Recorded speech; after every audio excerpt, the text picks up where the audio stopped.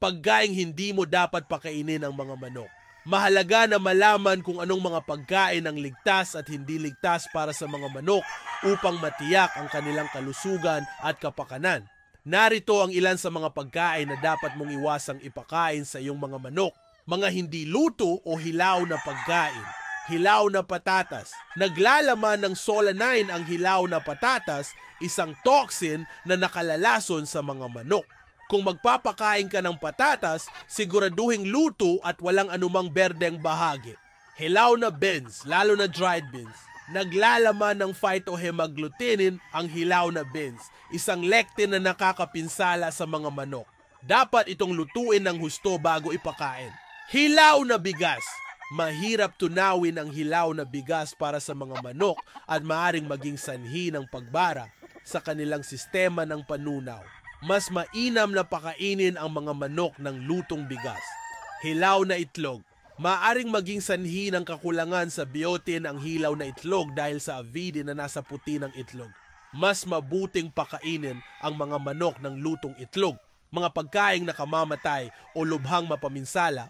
Avocado. Ang avocado ay naglalaman ng persin, isang fungicidal toxin na maaring makasama sa puso ng mga manok. Iwasan ang lahat ng bahagi ng avocado, lalo na ang balat at buto. Tsokolate. Naglalaman ng theobromine ang tsokolate, katulad ng sa kape, na nakalalason sa mga manok at iba pang hayop. Kape o anumang bagay na may caffeine. Mapanganib ang caffeine sa mga manok at maaring maging sanhi ng problema sa puso at sistema ng nerbiyos. Alkohol. Walang pakinabang at mapanganib ang alkohol sa mga manok. Asin na sobra. Ang labis na asin ay maaring maging sanhi ng pagkalason ng asin sa mga manok na nagre-resulta sa pagkauhaw, dehydration at maging kamatayan. Asukal na sobra at mga lawless candy. Bagamat hindi direktang nakalalason, ang labis na asukal ay walang nutritional value at maaaring humantong sa labis na katabaan at iba pang problema sa kalusugan.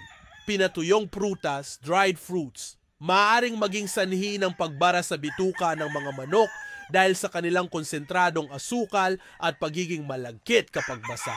Lalo na ang pinatuyong buto ng mansanas at cherry pits. Naglalaman ng cyanide ang mga buto ng mansanas at cherry pits. Mahalaga itong iwasan. Mga pagkaing hindi ligtas o walang sustansya, mga citrus fruits, lemon, orange, lime. Bagamat hindi nakakamatay, ang mga citrus fruits ay maaaring maging sanhi ng pagbabara sa kanilang sistema ng panunaw at hindi maganda para sa balahibo. Moldy o rotting food. Huwag kailanman pakainin ng mga manok ng pagkain na may amag o bulok dahil maaaring naglalaman ito ng mycotoxins na nakalalason. Labis na dairy products. May lactose intolerance ang mga manok kaya ang labis na produkto ng gatas ay maaaring maging sanhi ng pagtatae. Mushroom. Bagamat may ilang uri ng mushroom na ligtas, mahirap malaman kung alin ang nakalalason. Mas mabuting iwasan na lang. Greasy o oily food.